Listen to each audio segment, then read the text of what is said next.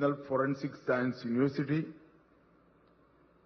શ્રી બિપિનભાઈ પટેલ, ઉપાધ્યક્ષ ગુજકો માસોલ અને ભારતીય જનતા પાર્ટીના સહકાર સેલના કન્વીનર,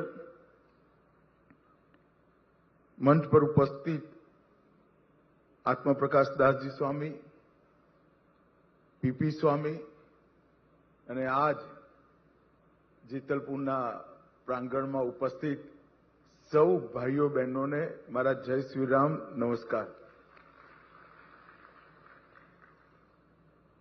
પહેલા તો બહુ સમય પછી જેતલપુર આવ્યો છું. અનેક યાદો મારી પોતાની પણ જેતલપુર જોડે જોડાયેલી છે. કોઓપરેટિવમાં અમદાવાદ જિલ્લા બેંકની હું ચૂંટણી લડ્યો. એ વખતે દસક્રોઈ સેવા વિભાગની મંડળીઓમાંથી લડેલો. મારા મિત્ર આજે નથી બનાવ્યો ત્યારે પણ આવ્યો.